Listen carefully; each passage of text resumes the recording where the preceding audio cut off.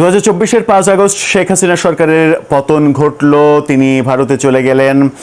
এটা তো আমরা সবাই জানি, কিন্তু তারপরে ওই ঘটনার পরে আমরা শেখ হাসিনার পদত্যাগ নিয়ে অনেক আলোচনা শুনেছি। তিনি পদত্যাগ করেননি, তিনি নিজেও একাধিকবার সেটা দাবি করেছেন, তার নেতাকর্মীরা দাবি করেছে। এই ঘটনাগুলো দেখেছি এবং তারপরে বোমা ফাটানো ঘটনা আমরা দেখেছি। রাষ্ট্রপতি শাহাবুদ্দিন চুপ্পুর বাংলাদেশের অন্যতম প্রথিতযশা সাংবাদিক মতিউর রহমান চৌধুরীর সঙ্গে সাক্ষাৎকারে বলা যে তার পদত্যাগপত্র তিনি পাননি, কিন্তু পূর্বে বলেছিলেন যে পেয়েছেন। ব্যাপারটা যেটা হয়েছে সেটা হচ্ছে যে তিনি পেয়েছেন এটা বলতে তাকে বাধ্য করা হয়েছিল, প্রফেসর ইউনূস সরকার তাকে বাধ্য করেছিল।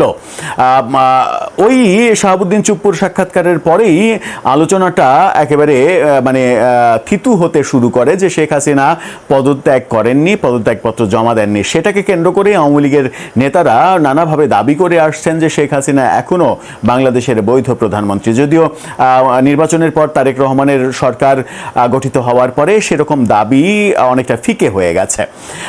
এবার নতুন করে বোমা ফাটিয়েছেন ওই মতিউর রহমান চৌধুরী, মানব জমিনের সম্পাদক, শেখ হাসিনার পদত্যাগপত্র নিয়ে। তিনি যেটা বলছেন সেটা কেউ কেউ বলছেন প্রচণ্ড হাস্যকর ব্যাপার। এই প্রচণ্ড হাস্যকর, তার মতো একজন সিনিয়র সাংবাদিক এই হাস্যকর কথা কেন বলবেন সেরকম আলোচনাও হচ্ছে এবং ফেসবুকে প্রচণ্ড ট্রল শুরু হয়েছে আজকে বিকেল থেকে। মতিউর রহমান চৌধুরী বলার চেষ্টা করেছেন শেখ হাসিনা পদত্যাগপত্র লিখেছেন, 3 পৃষ্ঠার একটা পদত্যাগপত্র লিখেছেন, কিন্তু সেটা জমা না দিয়ে নিয়ে গেছেন, সাথে করে ভারতে নিয়ে গেছেন। চলুন মতিউর রহমান চৌধুরীর এই ইন্টারেস্টিং কথাটা একটু বুঝে দেখার চেষ্টা করি। শেখ হাসিনা পদত্যাগপত্র না দিয়ে কেন সাথে করে নিয়ে গেলেন, কোন মাধ্যমে নিয়ে গেলেন, কোন জায়গায় করে নিয়ে গেলেন, একটু বোঝার চেষ্টা করবো। এই ভিডিওতে থাকবেন। দর্শক, বলছিলাম মতিউর রহমান চৌধুরীর কথা। শেখ হাসিনার পদত্যাগপত্র নিয়ে তিনি যে মন্তব্য করেছেন সেটা নিয়ে সোশ্যাল মিডিয়া উত্তাল হয়ে গেছে। মতিউর রহমান চৌধুরী এক্স্যাক্টলি যেটা বলেছেন সেটা হচ্ছে শেখ হাসিনা তার ভ্যানিটি ব্যাগে করে পদত্যাগপত্র নিয়ে গেছেন। এটা নিয়ে হাস্যরসের সৃষ্টি হয়েছে। কালের কণ্ঠের এই শিরোনামটা দেখে নিন, সেখানে বলা হচ্ছে পদত্যাগপত্র শেখ হাসিনা ভ্যানিটি ব্যাগে করে নিয়ে গেছেন। বলা হচ্ছে শেখ হাসিনা এই কাজটা করেছেন। দ্য পোস্টের সঙ্গে সাক্ষাৎকারে এই কথাটা বলেছেন মতিউর রহমান চৌধুরী। তিনি বলেছেন শেখ হাসিনা পদত্যাগ করতে যেতে চেয়েছিলেন কিন্তু তিনি পারেননি। তিনি একটি পদত্যাগপত্র লিখেছিলেন 3 পৃষ্ঠার, সেই 3 পৃষ্ঠার কাগজ তিনি জমা দিয়ে যেতে পারেননি, তার ভ্যানিটি ব্যাগে করে সেটা নিয়ে গেছেন এবং সেই ভ্যানিটি ব্যাগটাও তিনি ভুলে গণভবনে থুয়ে রেখে বেরিয়েছিলেন। পরবর্তীতে এক সেনা অফিসারকে দিয়ে সেটা আনিয়ে নিয়েছেন, এমন কথাও তিনি বলেছেন। মতিউর রহমান চৌধুরী বলেছেন বিটিভির একজন স্টাফ, অর্থাৎ শেখ হাসিনার স্টাফ, এটা পদত্যাগপত্র টাইপ করার কথা ছিল, করতে পারেননি, সময় হয়নি। শেখ হাসিনা দেশের জন্য কি কি করেছেন সব লিখে শেষে লিখেছিলেন যে আমি এই কারণে পদত্যাগ করছি, কিন্তু তিনি দিতে পারেননি। কারণ চারিদিকে মানুষজন গণভবনের কাছাকাছি চলে আসছে। তখন আর্মির ওয়াকিটকি থেকে বারবার খবর আসছিল, তারা অর্থাৎ আর্মি সবাই বলছে যে আপনার আর সময় নেই, যেতে হবে। তখন আবার ব্যাগটাও চেয়ারের উপরে রেখে তিনি চলে গেছেন। যখন গাড়িতে উঠবেন ওই সময় আর্মির একজন ব্রিগেডিয়ারকে বলেছেন যে আমার ব্যাগটা নিয়ে আসো। এই বক্তব্য মতিউর রহমান চৌধুরী দিয়েছেন যে ভ্যানিটি ব্যাগটা ঘরেই রেখে গিয়েছিলেন, এরপরে একজন ব্রিগেডিয়ারকে দিয়ে সেটা আনিয়ে নিয়েছেন এবং ওই ভ্যানিটি ব্যাগেই পদত্যাগপত্র ছিল, সেটা তিনি নিয়ে গেছেন। সেই পদত্যাগপত্র কি শেখ হাসিনার হাতে লেখা পদত্যাগপত্র? হাতে লেখা পদত্যাগপত্র কি অফিসিয়ালি গ্রান্টেড? এই পর্যায়ে অফিসিয়ালি গ্রান্টেড? সেটা করলে তো নিজের একটা প্যাডে, প্রধানমন্ত্রীর প্যাডে করার কথা। আমি জানি না কি হয়েছে, কিন্তু সেটা জানারও দরকার নেই। মজার ব্যাপার হচ্ছে যে এই যে ভ্যানিটি ব্যাগ তত্ত্ব, এই ভ্যানিটি ব্যাগ তত্ত্ব আমরা এর আগেও শুনেছিলাম। সেই 2004 সালের 21 আগস্ট বঙ্গবন্ধু এভিনিউতে আওয়ামী লীগের সমাবেশে যে গ্রেনেডের হামলা হয়েছিল, সেখানে অনেকেই দাবি করেছিলেন যে শেখ হাসিনা নিজে ভ্যানিটি ব্যাগে করে গ্রেনেড নিয়ে গিয়ে টুক করে ওখানে ছুড়ে দিয়েছেন, ছুড়ে দিয়ে একটা নাটক করেছেন। নাটক করার কারণ হচ্ছে দেশের মানুষের সহমর্মিতা পাওয়া, অথচ ওই হামলায় শেখ হাসিনা নিজে মারাত্মকভাবে আহত হয়েছেন। তার এক কান অনেকটাই অকেজো হয়ে পড়েছে এখন, এবং তার কিন্তু 23 নেতাকর্মী সেখানে মৃত্যুবরণ করেছিলেন এবং বহু নেতাকর্মী এখনও সারা শরীরে স্প্লিন্টারের যে আঘাত, সেই আঘাত এবং স্প্লিন্টার দেহের মধ্যে নিয়ে অনেকে পঙ্গুত্ব বরণ করেছেন, অনেকে কোনো রকম জীবনযাপন করছেন। এই যে ভ্যানিটি ব্যাগ তত্ত্ব, 22 বছর পরে সেই ভ্যানিটি ব্যাগ তত্ত্ব আবারও সামনে আসলো এবং সেই একই ব্যক্তি শেখ হাসিনার সঙ্গে ভ্যানিটি ব্যাগকে মেলানোর যে চেষ্টা, এটা কি কোনো রাজনীতি নাকি কাকতালীয়ভাবে আসলে মিলে যায়? ভ্যানিটি ব্যাগে করে পদত্যাগপত্র যদি তিনি নিয়েই যেয়ে থাকেন, তাহলে তো মতিউর রহমান চৌধুরী আবারও এটা প্রতিষ্ঠিত করলেন যে শেখ হাসিনা পদত্যাগ করেননি। তাহলে কি আওয়ামী লীগ যেটা দাবি করছে যে শেখ হাসিনা এখনও বাংলাদেশের বৈধ প্রধানমন্ত্রী, সেটাই কি ঠিক? আসলে মানে আমরা কি বলতে চাই, কি বোঝাতে চাই, কি আমাদের বক্তব্য, আমাদের বক্তব্যের পারপাসটা আসলে কি, এগুলো হয়তো মাঝে মাঝে গুলিয়ে ফেলে।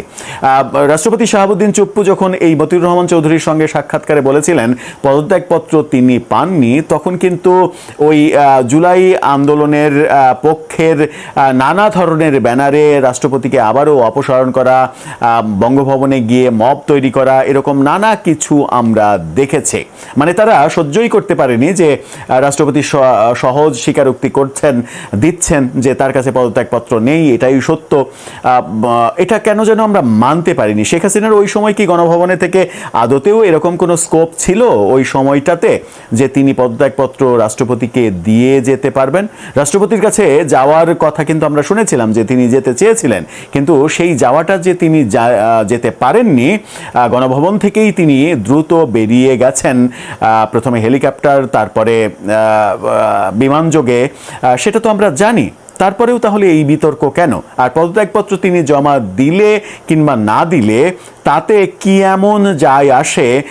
যিনি ফিজিক্যালি থাকতে পারছেন না, ফিজিক্যালি না থাকতে পারার কারণে অন্য একটা সরকার দায়িত্ব গ্রহণ করছে, সেই সরকার 1.5 বছর দায়িত্ব পালন করার পরে একটা নির্বাচন দিচ্ছে, নির্বাচনের মাধ্যমে নতুন একটা সরকার এসেছে, এখনও কি তার পদত্যাগপত্র মানে পদত্যাগ করা না করা সেটা কি কোনো ম্যাটার করে? আবার এই পদত্যাগপত্র নিয়ে যখন কথা বলছি, তখন এটা নিয়ে সামাজিক যোগাযোগ মাধ্যমে প্রচণ্ড ট্রল হচ্ছে এবং সেই ট্রলে অংশগ্রহণ করেছেন গোলাম মাওলা রনিও। গোলাম মাওলা রনির এই পোস্টটা দেখে নিন। সেই কালের কণ্ঠের ফটোকার্ড শেয়ার করে তিনি লিখেছেন, হায় আল্লাহ, এখন কি হবে? শেখ হাসিনা যদি তার ভ্যানিটি ব্যাগ থেকে পদত্যাগপত্রটি বের করে ছিঁড়ে ফেলেন, তখন আমরা কি করব?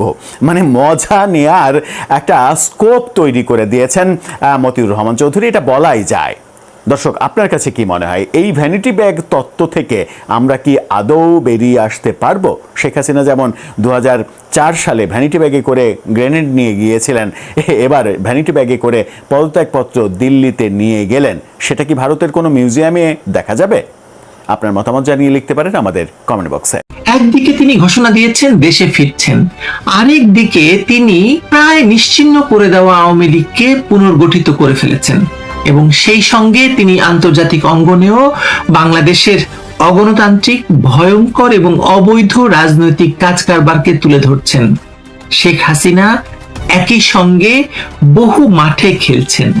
বোঝা যাচ্ছে যে দেশের ভেতরে এবং বাইরে শেখ হাসিনাকে চ্যালেঞ্জ জানাতে তার শত্রুরাও বসে নেই। কেউ বিদেশে পাড়ি দিচ্ছে, কেউ দেশের ভেতরেই নিজেরা যাচাই করছেন যে শেখ হাসিনা আদৌ ফিরতে পারবেন কি পারবেন না। মজার ব্যাপার হলো লক্ষ লক্ষ মানুষ তাকে উত্তর দিয়ে দিচ্ছে মুখের উপর। এবার হয়তো তারও পালানোর পথ খুঁজতে হবে। মোট কথা, আওয়ামী লীগ এখন 16 আনার উপরে 18 আনা রাজনীতি করছে। দেশের আর সব রাজনীতি ফেল, নাই হয়ে গেছে। ভারতীয় গণমাধ্যম দ্য ওয়ালকে দেওয়া দীর্ঘ সাক্ষাৎকারে শেখ হাসিনা কার্যত একটি রাজনৈতিক যুদ্ধ ঘোষণা দিয়েছেন। তিনি বলেছেন, ফিরবেন, লড়বেন, মরতে হলে মরবেন। এই বক্তব্যকে অনেকে আবেগ হিসেবে দেখছেন, কিন্তু এটি আসলে আবেগ নয়, এটি একটি রাজনৈতিক বার্তা।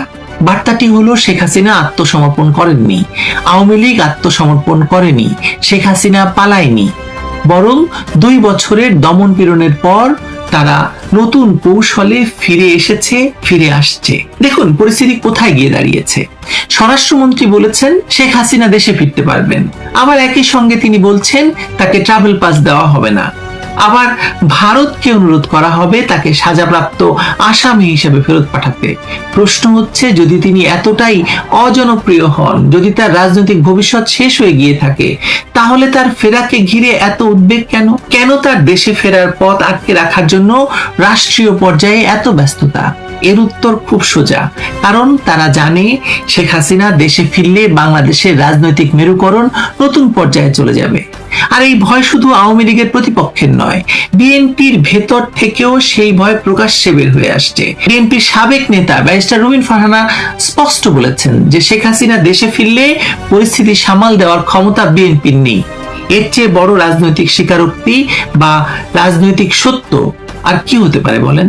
একজন সাবেক বিএনপি নেতা কার্যত বলে দিলেন যে শেখ হাসিনার প্রত্যাবর্তন বিএনপির জন্য রাজনৈতিক ভূমিকম্পের সমান। আরো মজার বিষয় হলো, যাদের কাঁধে ভর করে আওয়ামী লীগকে রাজনৈতিকভাবে নিশ্চিহ্ন করার চেষ্টা হয়েছিল, তারাও এখন ভিন্ন কথা বলছে। অবৈধ ইউনূস সরকারের সাবেক পররাষ্ট্র উপদেষ্টা তৌহিদ হোসেন পর্যন্ত স্বীকার করছেন যে আওয়ামী লীগ ফিরে আসবে, নির্বাচনে অংশ নেবে। অর্থাৎ যারা আওয়ামী লীগের কবর খুঁড়েছিল তারাই এখন বলছে লাশ পাওয়া যায়নি। কিন্তু শেখ হাসিনার সবচেয়ে বড় চালটি দেশের ভেতরে নয়, আন্তর্জাতিক অঙ্গনে। এতদিন আন্তর্জাতিক মহলে একতরফা ভাবে একটি বয়ান প্রতিষ্ঠা করা হয়েছিল। বলা হয়েছিল জুলাইয়ে তথাকথিত গণ অভ্যুত্থান ছিল জনগণের স্বতঃস্ফূর্ত বিপ্লব। বলা হয়েছিল 1400 মানুষকে হত্যা করা হয়েছে। বলা হয়েছিল শেখ হাসিনা গণহত্যার নির্দেশদাতা। সেই বয়ানকে কেন্দ্র করেই আন্তর্জাতিক চাপ, নিষেধাজ্ঞা, বিচার এবং রাজনৈতিক বৈধতার খেলা চলেছে এতদিন। এখন সেই জায়গাতেই আঘাত করেছে আওয়ামী লীগ এবং শেখ হাসিনা। শেখ হাসিনার ব্রিটিশ আইনজীবী স্টিভেন পাউলস জাতিসংঘের মানবাধিকার দপ্তরের প্রতিবেদনের বিরুদ্ধে সরাসরি চ্যালেঞ্জ ছুড়ে দিয়েছেন। তিনি প্রশ্ন তুলেছেন নিহতের সংখ্যা নিয়ে, তদন্তের পদ্ধতি নিয়ে, তথ্য যাচাইয়ের মান নিয়ে, এমনকি পুরো অনুসন্ধান প্রক্রিয়ার নিরপেক্ষতা নিয়েও। অর্থাৎ আওয়ামী লীগ আর আত্মপক্ষ সমর্থনের অবস্থানে নেই, তারা এখন অভিযোগকারীকেই কাঠগড়ায় দাঁড় করাচ্ছে। এই বিষয়টি খুব গুরুত্বপূর্ণ, কারণ 24-এর তথাকথিত গণ অভ্যুত্থানের আন্তর্জাতিক বৈধতা প্রতিষ্ঠায় জাতিসংঘের ভূমিকা নিয়ে প্রশ্ন নতুন নয়। ইউনূস সরকার ক্ষমতা দখলের পর জাতিসংঘের বিভিন্ন স্তরের কর্মকর্তাদের সঙ্গে তাদের অস্বাভাবিক ঘনিষ্ঠতা, আন্তর্জাতিক প্রচারণা, একপাক্ষিক মানবাধিকার বয়ান এবং পরবর্তী রাজনৈতিক ঘটনা প্রবাহ নিয়ে অনেকদিন ধরে প্রশ্ন ছিল। কিন্তু প্রথমবারের মতো সেই প্রশ্নকে একটি সংগঠিত আইনি এবং রাজনৈতিক চ্যালেঞ্জে রূপ দিল আওয়ামী লীগ। মজার ব্যাপার হচ্ছে, জাতিসংঘের মানবাধিকার বিষয়ক হাই কমিশনের ঢাকাস্থ যিনি প্রতিনিধি ছিলেন, ভারতীয় বংশোদ্ভূত হুমা খান, যিনি এই পুরো নাটক সাজিয়েছেন এবং পুরো তথ্য দিয়ে এবং বাংলাদেশে শেখ হাসিনার সরকারের পতনে সবচেয়ে বড় ভূমিকা রেখেছেন, ভলকার তুর্কের সঙ্গে যিনি সারাক্ষণ যোগাযোগ রাখতেন, সব বিষয়ে প্রশ্ন তুলে এখন আওয়ামী লীগ আন্তর্জাতিক অঙ্গনে তার সুরাহা চাইছে। অর্থাৎ শেখ হাসিনা এখন শুধু বাংলাদেশের আদালতের বিরুদ্ধে লড়ছেন না, তিনি আন্তর্জাতিক বয়ানের বিরুদ্ধে লড়ছেন। এবং এখানেই আওয়ামী লীগের বর্তমান রাজনীতির সবচেয়ে বড় শক্তি। তারা একই সঙ্গে দেশের ভেতরে সংগঠন পুনর্গঠন করেছে, তৃণমূলকে সক্রিয় করেছে, নির্যাতিত নেতা কর্মীদের সঙ্গে যোগাযোগ রাখছে, আবার আন্তর্জাতিক অঙ্গনে আইনি এবং কূটনৈতিক লড়াইও চালাচ্ছে। অন্যদিকে তাদের প্রতিপক্ষরা এখনো মূলত আওয়ামী লীগ নিষিদ্ধ রাখা, মামলা দেওয়া এবং গ্রেপ্তারের রাজনীতি নিয়েই ব্যস্ত। এবং আমরা দেখতে পাই ভিডিও ছড়িয়ে পড়ে যে অসংখ্য ছাত্রলীগ নেতা, অসংখ্য যুবলীগ নেতাকে ধরে ধরে এনে কুপিয়ে হত্যা করা হচ্ছে, মেরে ফেলা হচ্ছে, পরিবারের সদস্যদের, বিশেষ করে নারী সদস্যদের হেনস্থা করা হচ্ছে, ধর্ষণ করা হচ্ছে। অবস্থা তো ভয়াবহ। এরই মধ্যে ইউনূস সরকারের দ্বিতীয় প্রধান ব্যক্তি হিসেবে মানুষ যাকে অনেকেই চিনত এবং যাকে সবচাইতে ভয়ঙ্কর একটা নোংরা লোক হিসেবে মানুষ চিনে এতদিন ধরে, সেই আসিফ নজরুলের ফেসবুক জরিপের ঘটনাও কিন্তু প্রতীকীভাবে অনেক কিছু বলে দিচ্ছে। আসিফ নজরুল ভেবেছিলেন হয়তো মানুষ শেখ হাসিনার ফেরাকে অসম্ভব বলে উড়িয়ে দেবে, কিন্তু কয়েক ঘন্টার মধ্যেই যারা মনে করেন শেখ হাসিনা ফিরবেন তাদের সংখ্যা, যারা মনে করেন শেখ হাসিনা ফিরবেন না, তাদের চেয়ে অনেক বেশি হয়ে যায়। এটি বৈজ্ঞানিক জরিপ নয়, কিন্তু রাজনৈতিক মনস্তত্ত্বের একটি শক্তিশালী ইঙ্গিত। মানুষ অন্তত এই বিশ্বাস করছে যে শেখ হাসিনার রাজনৈতিক অধ্যায় শেষ হয়নি, আওয়ামী লীগের রাজনীতি শেষ হয়ে যায়নি, শেখ হাসিনা ফিরছেন, আওয়ামী লীগ আছে। যাওয়ার তো প্রশ্নই যখন আসে না, তখন ফেরার কথা আসছে কেন? ইতিহাসের দিকে তাকালেও বিষয়টি অবাক করার মতো নয়। 1981 সালে শেখ হাসিনা দেশে ফিরেছিলেন যখন আওয়ামী লীগ ছিল ক্ষমতার বাইরে, নেতৃত্ব সংকটে এবং রাজনৈতিকভাবে বিপর্যস্ত। 2007 সালে শেখ হাসিনা যখন ফিরেছিলেন তখন সেনা সমর্থিত সরকার তাকে রাজনীতি থেকে সরিয়ে দিতে চেয়েছিল। শেখ হাসিনা যখন লন্ডনের এয়ারপোর্টে বাংলাদেশে যাওয়ার জন্য প্লেনে উঠবেন তখন তার কাছে একটি ফোন এসেছিল। আমি তখন শেখ হাসিনার পাশে দাঁড়ানো ছিলাম এবং সেই ফোনটি এসেছিল ব্যারিস্টার মঈন হোসেনের কাছ থেকে, যিনি আইন উপদেষ্টা হিসেবে কাজ করছিলেন 1/11 সরকারের। এবং ব্যারিস্টার মঈন হোসেন বলেছিলেন যে বন্ডি তুমি দেশে এসো না। শেখ হাসিনা বলছেন আমি দেশে আসবো, পারলে ঠেকান। মানে এই যে দুই ক্ষেত্রেই শেখ হাসিনার প্রত্যাবর্তন শেষ পর্যন্ত তার প্রতিপক্ষদের হিসাব নিকাশ সব ওলটপালট করে দিয়েছিল। এবারের প্রত্যাবর্তন আরো বড়, আরো বিশাল, আরো ব্যাপক। কারণ এবার তিনি শুধু আওয়ামী লীগের সভাপতি হিসেবে ফিরবেন না, তিনি এমন একজন রাজনৈতিক চরিত্র হিসেবে ফিরবেন যাকে 2 বছর ধরে রাষ্ট্রীয়, বিচারিক, আন্তর্জাতিক এবং মিডিয়া পর্যায়ে একযোগে আক্রমণ করা হয়েছে, কোণঠাসা করা হয়েছে। অথচ তিনি রাজনৈতিকভাবে টিকে আছেন, সংগঠনকে টিকিয়ে রেখেছেন, এমনকি পাল্টা আক্রমণ শুরু করেছেন। বাংলাদেশের বর্তমান রাজনৈতিক বাস্তবতায় সবচেয়ে বড় বিরোধ হলো যে দলকে নিষিদ্ধ করা হয়েছে সেই দলই জাতীয় রাজনীতির কেন্দ্রবিন্দুতে আছে শুরু থেকেই। যে নেত্রীকে মৃত্যুদণ্ড দেওয়া হয়েছে তাকে নিয়েই সবচেয়ে বেশি আলোচনা। যাকে নির্বাসনে পাঠানো হয়েছে তিনি এখন দেশের ভবিষ্যৎ রাজনৈতিক সমীকরণের সবচেয়ে বড় ফ্যাক্টর। যাকে বাংলাদেশের মানুষের স্মৃতি থেকে মুছে ফেলতে চেয়েছিল সবাই, এখন সবাই আবার বলছে আগেই ভালো ছিলাম, আমরা তাকেই ফেরত চাই। আর এটাই বিএনপি, জামায়াত, এনসিপি এবং অবৈধ ইউনূস সরকারের উত্তরাধিকারী বহনকারী শক্তিগুলোর সবচেয়ে বড় দুঃস্বপ্ন। বাংলাদেশের রাজনীতিতে এখন সবচেয়ে বড় প্রশ্ন শেখ হাসিনা ফিরবেন কি ফিরবেন না সেটা নয়, কারণ সেই প্রশ্নের উত্তর সময় দেবে। আসল প্রশ্ন হলো শেখ হাসিনা ফিরলে কারা টিকবে। কারণ ইতিহাস বলে শেখ হাসিনার প্রত্যাবর্তন একক কোনো ব্যক্তির ফেরা নয় বা একজন শুধুমাত্র মানুষের ফিরে আসা নয়, এটি সব সময় বা এই শেখ হাসিনার ফেরাটা সব সময় বাংলাদেশের ক্ষমতার ভারসাম্য বদলে দেওয়ার ঘটনা। আর এবারও সেই আশঙ্কাই সবচেয়ে বেশি তাড়া করে বেড়াচ্ছে তার রাজনৈতিক প্রতিপক্ষদের, ইউনূসকে, ইউনূসের উপদেষ্টাদের, তারেক রহমানকে, বিএনপিকে, জামায়াতকে আর এনসিপির লালু ভুলু কালোদের তো বটেই। দেখা যাক কি হয়। ভালো থাকবেন সবাই।